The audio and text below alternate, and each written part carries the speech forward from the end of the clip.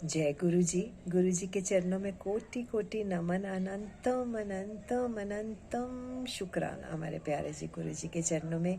संगत जी, हमने फिनिश कर ली है शिव नाम माला। 1000 नाम हमने शिव जी के उच्चारण किए और उनके अर्थ भी अपने मुंह से बोले।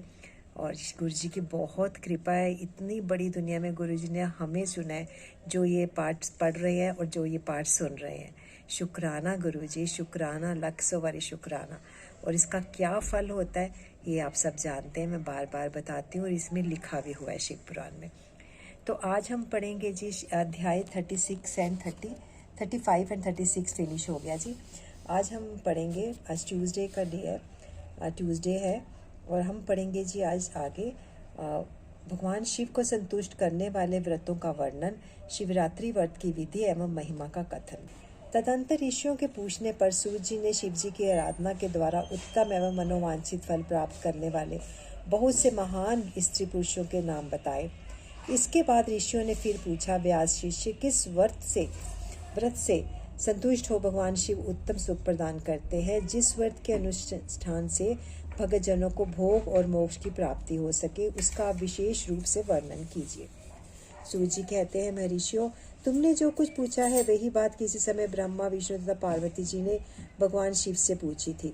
इसके उत्तर में शिव जी ने जो कुछ कहा था मैं तुम लोगों को बता रहा हूँ। भगवान शिव बोले, मेरे बहुत से व्रत हैं जो भोग और मोक्ष प्रदान करने वाले हैं। इसमें मुख्य 10 व्रत हैं, जिन्हें जाबाल श्रुति के विद्वान 10 शैवव्रत कहते हैं। द्विजों को सदा यत्न पूर्वक इन व्रतों का पालन करना चाहिए। हरे प्रत्येक अष्टमी को केवल रात में ही भोजन करें। विशेषतः कृष्ण पक्ष की अष्टमी को भोजन का सर्वथा त्याग कर दें। शुक्ल पक्ष की एकादशी को भी भोजन छोड़ दें, किंतु कृष्ण पक्ष की एकादशी को रात में मेरा पूजन करने के पश्चात भोजन किया जा सकता है। शुक्ल पक्ष की त्रयोदशी को जो रात में भोजन करना चाहिए, परंतु कृष्ण पक्ष की चतुर्दशी को शिव व्रतधारी पुरुषों के लिए भोजन का सर्वथा निषेध है।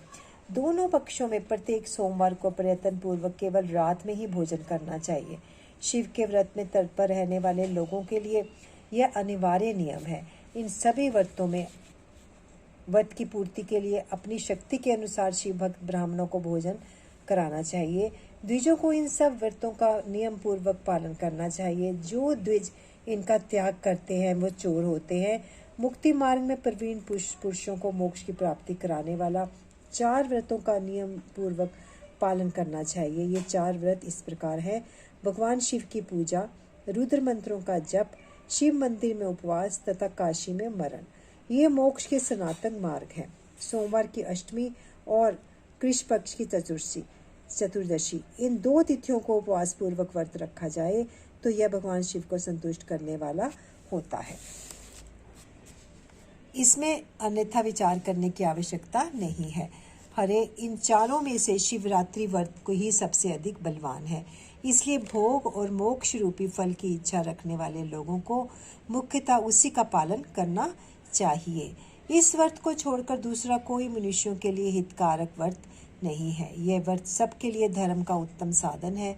निष्काम अथवा सकाम भाव रखने वाले सभी मनुष्यों, वर्णों, आश्रमों, स्त्रियों, बालकों, दासों, दासियों तथा देवता आदि सभी देहधारियों के लिए यह श्रेष्ठ व्रत हितकारक बताया गया है।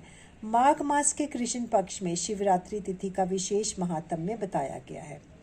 जिस दिन आधी रात के समय तक वह तिथि विद्यमान हो, उसी दिन इसे व्रत के लिए ग्रहण करना चाहिए। शिवरात्रि करोड़ों हत्याओं के पाप का नाश करने वाली है।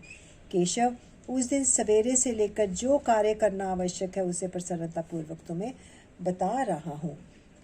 तुम ध्यान देकर सुनो। बुद्धिमान पुरुष सवेरे उठकर बड़े आनंद के साथ स्नान आदि नित्य कर्म करें। आलस्य को पास न आने दें। फिर शिवालय में जाकर शिवलिंग का विधिवत पूजन करके मुझ शिव को नमस्कार करने के पश्चात उत्तम रीति से संकल्प करें। देव महादेव नीलकंठ, आपको नमस्कार है। देव, मैं आपके शिवरात्रि व्रत का अनुष्ठान करना चाहता हूँ। देवेश्वर, आपके प्रभाव से यह व्रत बिना किसी विघ्न बाधा के पूर्ण हो और काम आदि शत्रु मुझे पीड़ा ना दे। ऐसा संकल्प करके पूजन सामग्री का संग्रह करें और उत्तम स्थान में जो शास्त्र प्रसिद्ध शिवलिंग हो उसके पास रात में जाकर स्वयं उत्तम विधि विधान का संपादन करें। फिर शिव के दक्षिण या पश्चिम भाग में सुंदर स्थान पर उनके निकट ही पूजा के लिए संचित सामग्री को रखें। तदंतर श्रेष्ठ पुरुष वहां फिर स्नान करे। स्नान के बाद सुंदर वस्त्र उपवस्त्र धारण करके 3 बार आचमन करने के पश्चात पूजन आरंभ करें। जिस मंत्र के लिए जो द्रव्य नियत हो उस मंत्र को पढ़कर उसी द्रव्य के द्वारा पूजा करनी चाहिए। बिना मंत्र के महादेव जी की पूजा नहीं करनी चाहिए। गीत वाद्य नृत्य आदि के साथ भक्ति भाव से संपन्न हो। रात्रि के प्रथम पहर में पूजन करके विद्वान पुरुष मंत्र का जप करे। यदि मंत्रज्ञ पुरुष इस समय श्रेष्ठ पार्थिव लिंग का निर्माण करे तो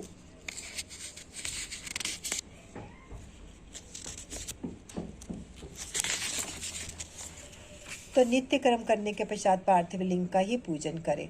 पहले पार्थिव बनाकर पीछे उसकी विधिवत स्थापना करें।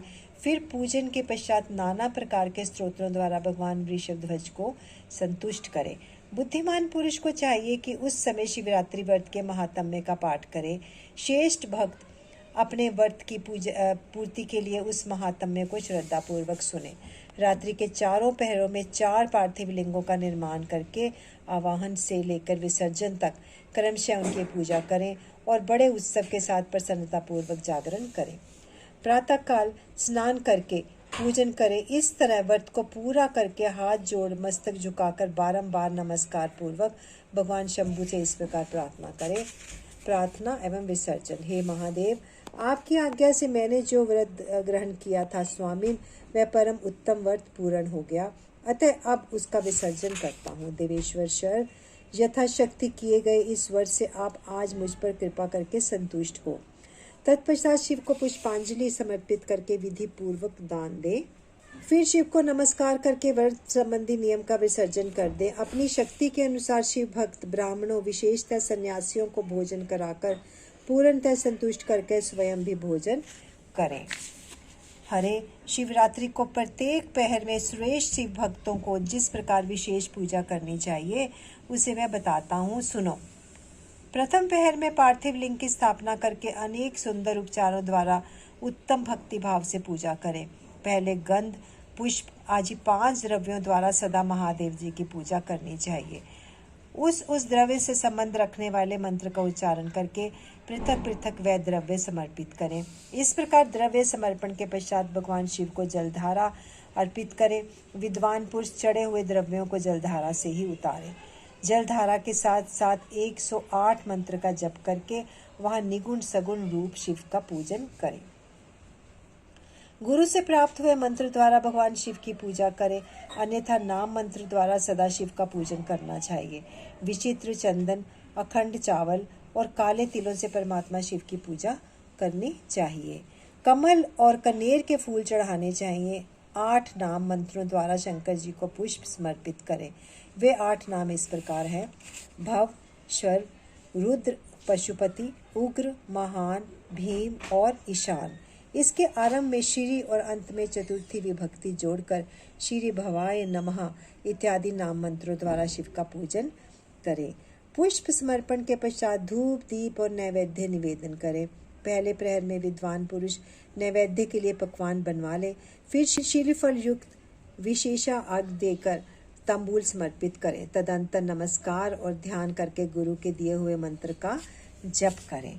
गुरुदत्त मंत्र ना हो तो पंचाक्षर नमः शिवाय मंत्र के जप से भगवान शंकर को संतुष्ट करें। धेनु मुद्रा दिखाकर उत्तम जल से तर्पण करें। पश्चात अपनी शक्ति के अनुसार 5 ब्राह्मणों को भोजन कराने का संकल्प करें। फिर जब तक पहला प्रहर पूरा ना हो जाए तब तक महान उत्सव करते रहें। दूसरा प्रहर आरंभ होने पर पुनः पूजन के लिए संकल्प करें, अथवा एक ही समय चारों प्रहरों के लिए संकल्प करके पहले प्रहर की भांति पूजा करता रहे। पहले पूर्वोक्त द्रव्यों से पूजन करके फिर जलधारा समर्पित करें। प्रथम प्रहर की अपेक्षा दुगने मंत्रों का जप करके शिव की पूजा करें। पूर्वोक्त तिल, जौ तथा कमल पुष्पों से शिव की विशेषतः बिल्व पत्रों से परमेश्वर शिव का पूजन करना चाहिए। दूसरे प्रहर में बिजोरा नींबू के साथ अर्घ्य देकर खीर का नैवेद्य निवेदन करें। जनार्दन, इससे पहले की अपेक्षा मंत्रों की दुगनी आवृत्ति करनी चाहिए। फिर ब्राह्मणों को भोजन कराने का संकल्प करें। शेष सब बातें पहले की भांति तब तक करता रहे जब तक दूसरा पहर पूरा ना हो जाए। तीसरे पहर के आने पर पूजन तो पहले के समान ही करें, किंतु जो स्थान में गेहूं का उपयोग करें और आग के फूल चढ़ाएं।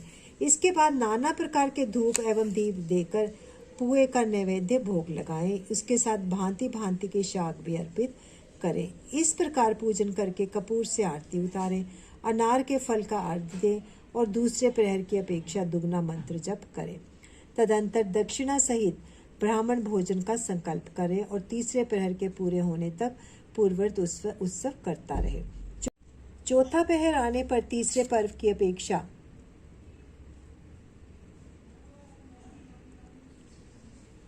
प्रहर की पूजा का विसर्जन कर दें। पुनः आवाहन करके विधिवत पूजा करें। उड़द, कंगनी, मूंग, सप्तधान्य, शंखी पुष्प तथा बिल्व पत्रों में परमेश्वर शंकर का पूजन करें।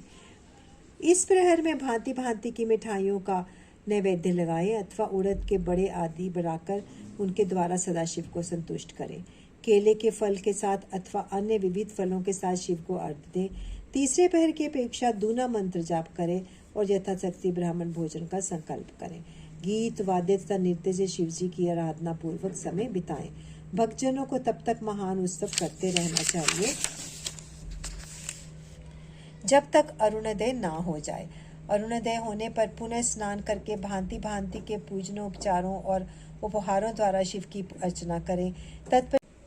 तत्पश्चात अपना अभिषेक कराएं। नाना प्रकार के दान दें और प्रहर की संख्या के अनुसार ब्राह्मणों तथा सन्यासियों को अनेक प्रकार के भोज्य पदार्थों का भोजन कराएं। फिर शंकर को नमस्कार करके पुष्पांजलि दें और बुद्धिमान पुरुष उत्तम स्तुति करके निम्नांकित मंत्रों से प्रार्थना करें।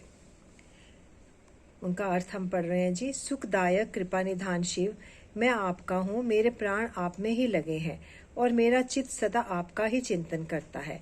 यह जानकर आप जैसा उचित समझे वैसा करें। हे भूतनाथ, मैंने जानकर या अनजान में जो जप और पूजन आदि किया है उसे समझकर दया सागर होने के नाते ही आप मुझ पर प्रसन्न हो। इस उपवास व्रत से जो फल हुआ हो उसी से सुखदायक भगवान शंकर मुझ पर प्रसन्न हो। महादेव, मेरे कुल में सदा आपका भजन होता रहे। जहाँ के आप इष्ट देवता ना हो उस कुल कलंक मेरा कभी कुल में कभी जन्म ना हो। इस प्रकार प्रार्थना करने के पश्चात भगवान शिव को पुष्पांजलि समर्पित करके ब्राह्मणों से तिलक और आशीर्वाद ग्रहण करें। तदंतर शंभु का विसर्जन करें। जिसने इस प्रकार व्रत किया हो उससे मैं दूर नहीं रहता। इस व्रत के फल का वर्णन नहीं किया जा सकता।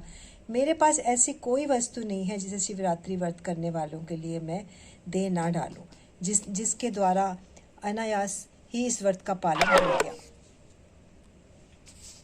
उसके लिए भी अवश्य ही मुक्ति का बीज बो दिया गया। मनुष्यों को प्रति मार्च भक्ति पूर्वक शिवरात्रि व्रत करना चाहिए। तत्पश्चात इसका उद्यापन करके मनुष्य सांगोपांग फल प्राप्त लाभ करता है। इस व्रत का पालन करने में मैं शिव निश्चय ही उपासक के समस्त दुखों का नाश कर देता हूँ और उसे भोग, मोक्ष आदि संपूर्ण मनोवांछित फल प्रदान करता हूँ। सूत जी कहते हैं, महर्षियों, भगवान शिव का यह अत्यंत हितकारक और अद्भुत वचन सुनकर श्री विष्णु अपने धाम को लौट आए। उसके बाद इस उत्तम व्रत का अपना हित चाहने वाले लोगों में प्रचार हुआ। किसी समय केशव ने नारद जी से भोग और मोक्ष देने वाले इस दिव्य शिवरात्रि व्रत का वर्णन किया था। अध्याय 37 और 38 की समाप्ति। संगत जी, यहीं पर विराम देते हैं हम। और बहुत ही अच्छा आज का प्रसंग था जिसमें शिवरात्रि व्रत का पूरा बताया गया था, उसका महात्म्य। तो गुरु जी से आज्ञा ले लेते हैं संगत जी। आइए मिलकर बोलते हैं, ओम नमः शिवाय, शिव जी सदा सहाय। ओम नमः शिवाय, गुरु जी सदा सहाय। शुक्राना, लाख सौ वारी शुक्राना गुरु जी, शुक्राना गुरु जी। Thank you so much Guru ji.